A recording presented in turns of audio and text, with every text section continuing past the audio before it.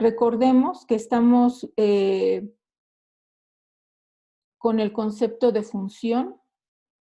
El concepto de función usa dos conjuntos llamados dominio y contradominio, que son un subconjunto del producto cartesiano, y lo que veíamos es que, bueno, aquí más que A y B, quiero el dominio y el contradominio, ¿sí?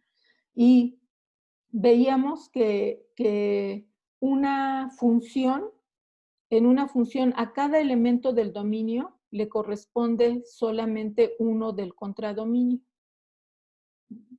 Entonces, aquí, este esquema sí es función porque a cada elemento del dominio, este es el dominio de, nada más le voy a poner D, este es el contradominio, le voy a llamar C, y entonces a cada elemento del dominio le corresponde solo uno del contradominio. Este sí es función.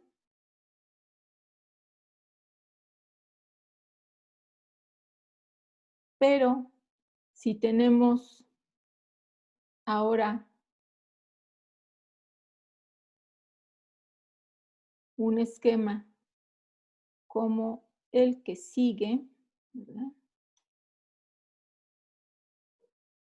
En donde a un elemento del dominio le corresponden dos del contradominio, entonces aquí no es función.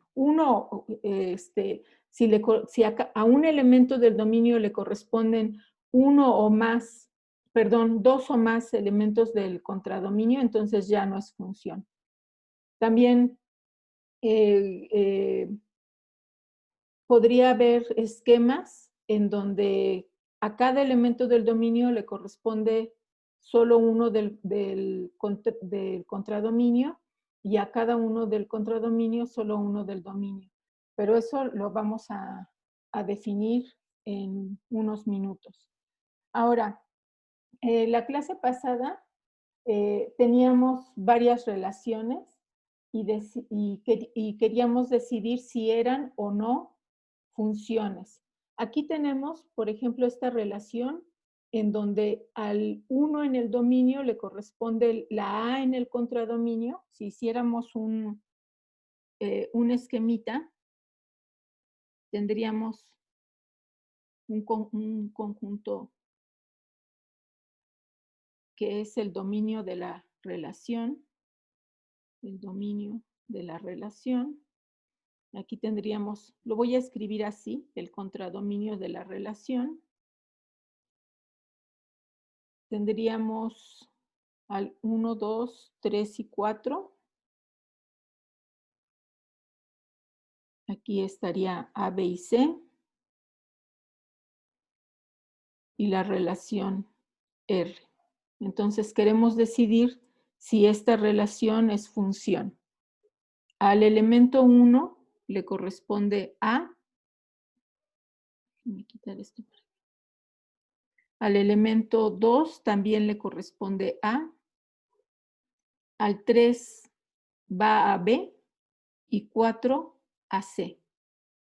Entonces, ¿cumple o no con la definición de función? A cada elemento del dominio le corresponde solo uno del contradominio.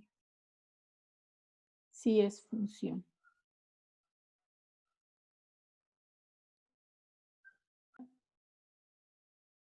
En este caso, no tenemos referencia a esta relación, es un subconjunto de un producto cartesiano, pero no tenemos la información del producto cartesiano entre qué conjuntos en general.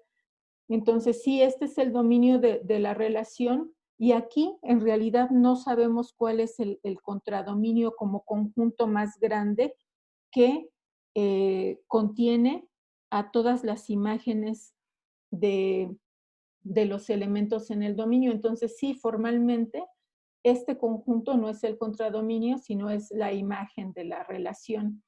También se puede decir que A es la imagen del 1 bajo R. 2 es la imagen, A es la imagen de 2 bajo la relación, B es la imagen del 3 bajo la relación y C es la imagen del 4 bajo la relación. Ahora, vamos a ver el inciso C. Para el inciso C tenemos una parábola horizontal, ¿verdad? Déjenme anotar ese ejemplito un poco más abajo. C es igual a y al cuadrado igual a x. Tenemos entonces esta relación, ya habíamos dicho la clase pasada, que son relaciones de los números reales en los números reales. Los elementos del dominio van a estar en el eje horizontal. Los elementos del contradominio en el eje vertical. Y pensándolo como una relación, podríamos escribirla así. Es la relación de todos los puntos en el plano,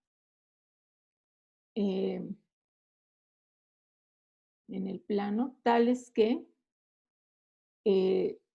x es igual a y al cuadrado. O y al cuadrado es igual a x, ¿no? ¿Qué significa esto, verdad? Que si tenemos que número 1, esta relación solamente va a estar definida para los valores de x positiva o 0, porque y está al cuadrado. Entonces, todos los números reales, ¿sí? Aquí x es un número real, y es un número real. Todos los números reales elevados al cuadrado dan un número positivo o 0, en el caso de que y fuera 0. Entonces, x va a tomar valores positivos únicamente. Y para cada uno de esos valores, por ejemplo, si graficamos algunos puntos en la relación, tenemos, si x es igual a 0, y es igual a 0. Si x es igual a 1, entonces y puede ser más 1 o menos 1. Entonces, si la pareja 0,0 está en la relación, si x es igual a 1, y puede valer menos 1 o 1, ¿verdad? Porque si sustituyo en y menos 1 al cuadrado es 1 y 1 al cuadrado es 1. Entonces, estas parejas 1,1 y 1, menos 1 está en la relación. Ahora, si x es igual a 2, ¿qué número al cuadrado da 2? Sería raíz de 2 y menos raíz de 2, que es 1 punto y 1 punto. A ver, alguien calcule raíz de 2, por favor. 1.4. 1.4. Entonces, más o menos estaría por ahí, ¿verdad?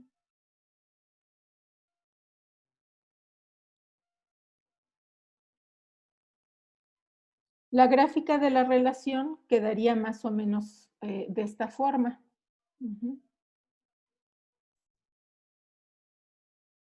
Aquí está ya la gráfica bien hecha, ¿verdad? No el bosquejo que había puesto hace rato.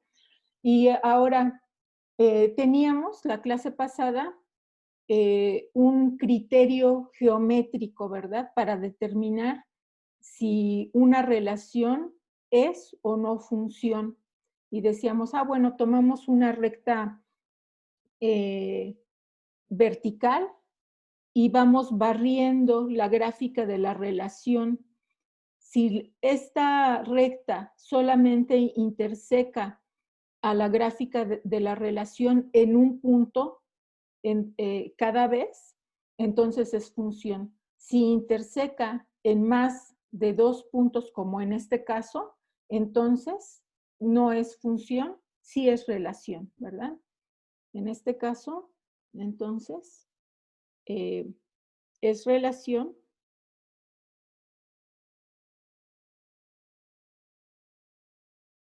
pero no es función.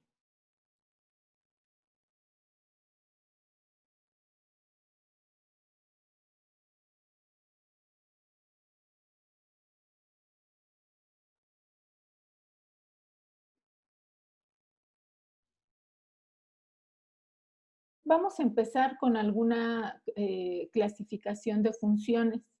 Les había mencionado la clase pasada que la clasificación de funciones se puede dar de varias maneras. Por ejemplo, una clasificación puede ser por tipo. En esta clasificación por tipo se define qué es una función polinomial, racional, una función algebraica, y todas las que no son algebraicas se conocen como funciones trascendentes. Y en este conjunto de funciones estarán las trigonométricas, la exponencial, la logarítmica y las funciones hiperbólicas, que también son sumas y restas de ciertas funciones exponenciales. Otra clasificación puede ser por paridad. Esto de la paridad de una función es, se dice que son pares si hay simetría con respecto al eje Y. Y son impares, se dice que son impares si hay simetría con respecto al origen. Estas clasificaciones que estoy mencionando se estudiarán en detalle en el primer curso de cálculo. La tercera clasificación, que es la que a nosotros nos toca revisar en este curso, es clasificando las funciones como inyectivas,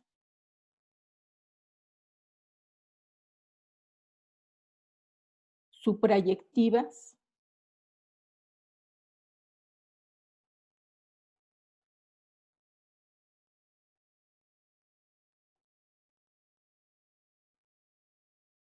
y biyectivas. ¿Y para qué sirve clasificarlas de esta manera? Básicamente, el objetivo es que cuando lleguen a cálculo, si una función no tiene, no se puede determinar una regla de correspondencia de ida y regreso, entonces se pueda restringir el dominio y el contradominio de una función para que sí esté bien definida la ida, ¿sí? Es decir, cómo a los elementos del dominio les corresponde un elemento en el contradominio, y si el contradominio se forza a ser igual a la imagen, que podamos regresar. ¿Para qué? Para definir lo que se va a llamar la función inversa. Entonces, vamos a hacer algunos esquemas de cómo entendemos que una función sea inyectiva, suprayectiva y que sea biyectiva. Entonces, primero, que sea inyectiva. Tenemos aquí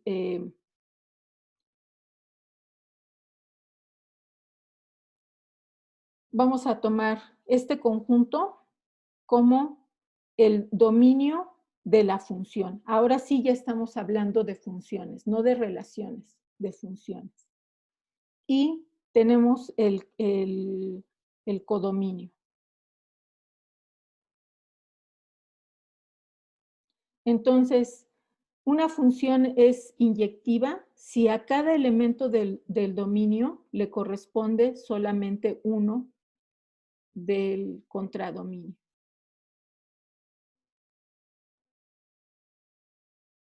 el conjunto dominio que tengamos definido, se deben de utilizar todos los elementos del dominio. Y acá en el contradominio, pudiera ser que quedaran algunos sin utilizar. Ujú. Entonces, para todo elemento en el dominio de la función, f de x es igual a f de y,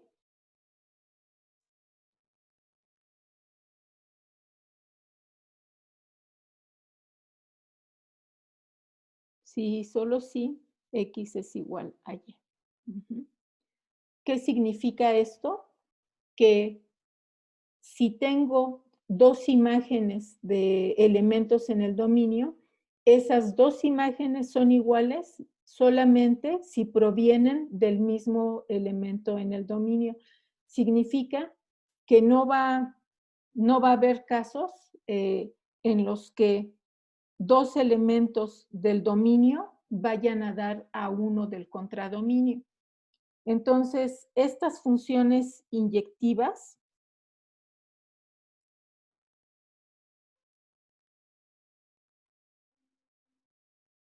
también se conocen como funciones uno a uno. A cada elemento del dominio le corresponde uno del contradominio y a cada uno del contradominio le corresponde uno del dominio. Aquí es importante notar que estos elementos del contradominio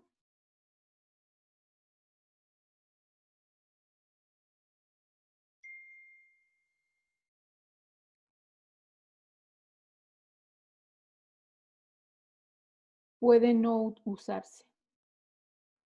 Pueden no usarse.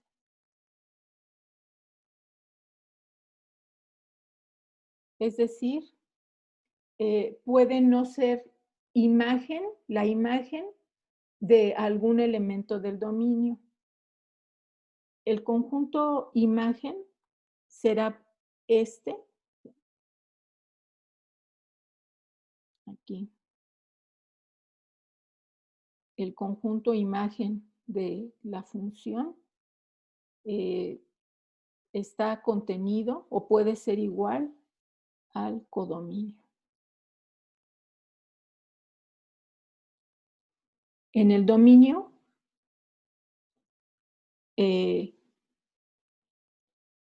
se utilizan, aquí en la relación, ¿verdad? Todos los elementos del dominio.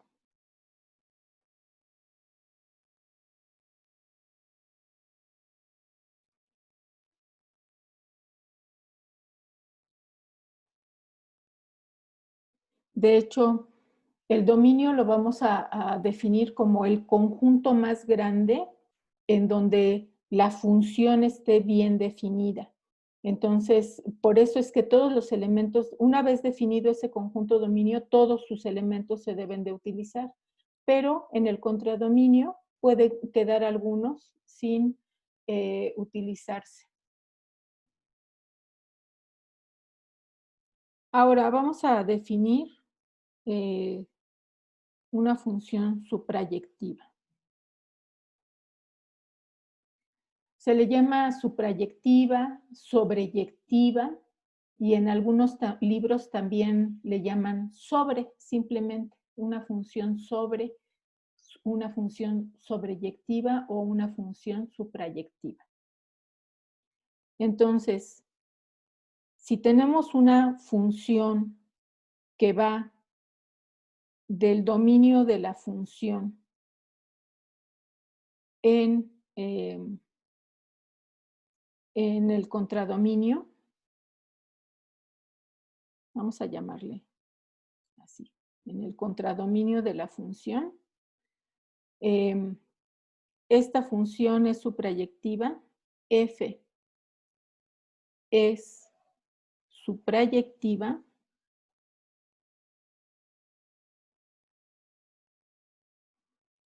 si la imagen, el conjunto imagen de F es igual al contradominio de F. Ujú. Pensemos en el siguiente ejemplo. Em,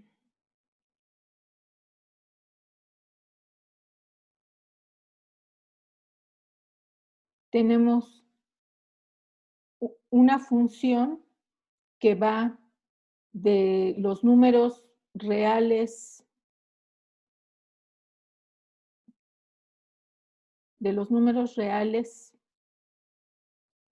en los números reales, definida como f de x o y igual a x al cuadrado. Es decir, es la parábola que graficamos hace un rato, esta, que sí es función, ¿verdad?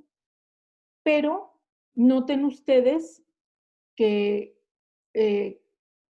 aquí podemos sustituir cualquier valor real y y es también un valor real, pero y nunca toma valores negativos, ¿verdad? Entonces, la imagen, en este caso, la imagen de esa función, aquí, entonces, el dominio de la función son todos los números reales. La imagen, el conjunto imagen de la función o el rango son los reales positivos, incluyendo el cero. Es decir, es de 0 a más infinito. Entonces, la función, así como está definida, ¿sí? El contradominio aquí no es igual a la imagen, distinto del codominio, que en este caso son los números reales. Entonces, para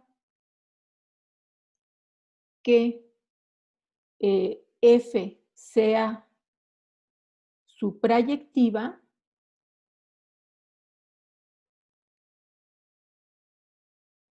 debemos definirla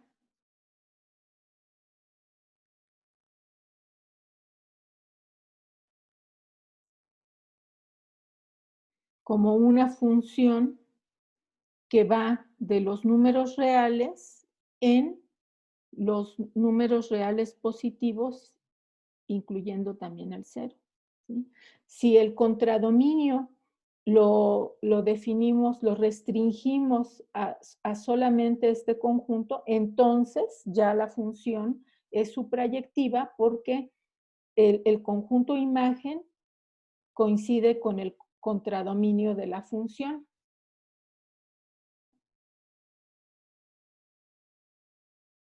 Biyectiva.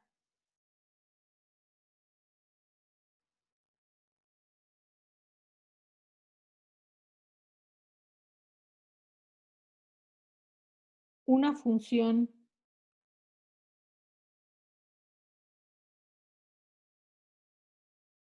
es biyectiva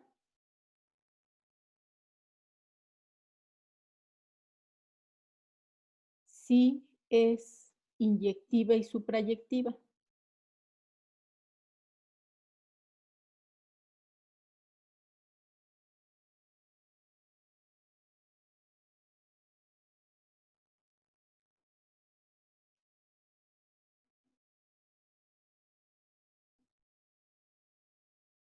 En los siguientes ejercicios, lo que vamos a hacer es determinar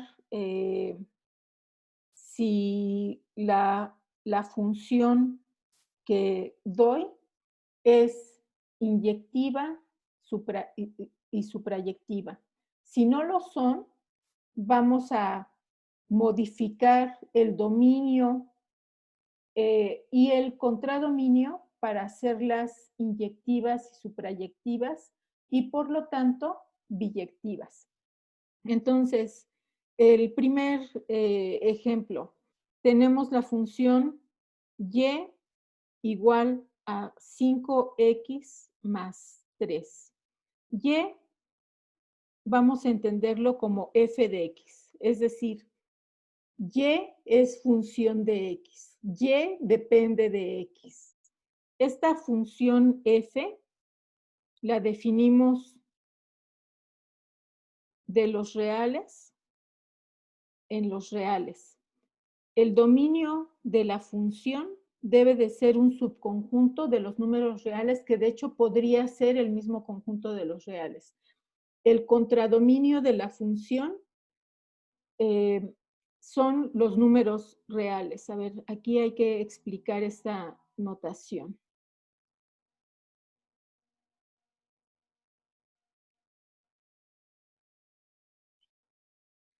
Entonces, ¿qué significa esto?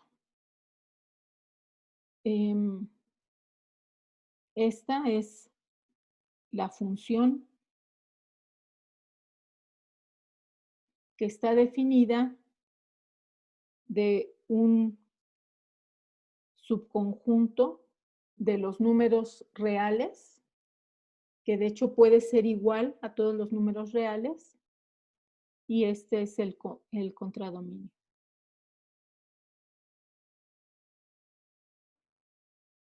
Entonces tenemos una función que va de un subconjunto de los números reales en los números reales. Así lo vamos a leer.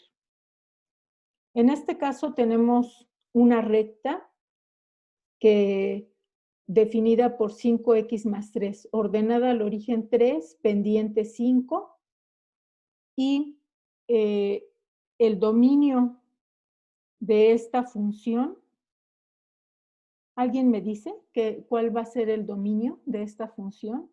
Todos los números reales. Todos los números reales. ¿Sí? Y la imagen de la función,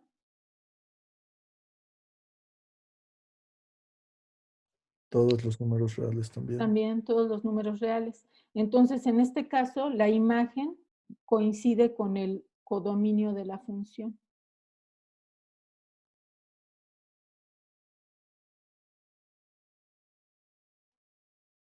Y esta función es 1 a 1.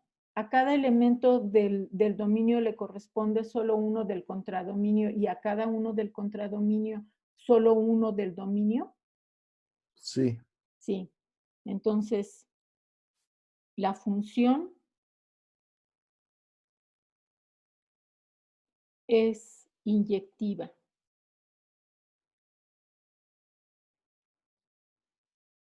Y como en este caso el conjunto imagen y el codominio son iguales, significa que la función también es suprayectiva.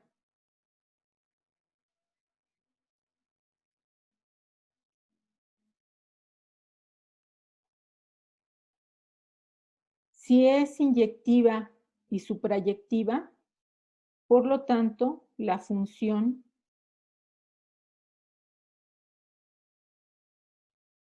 es biyectiva.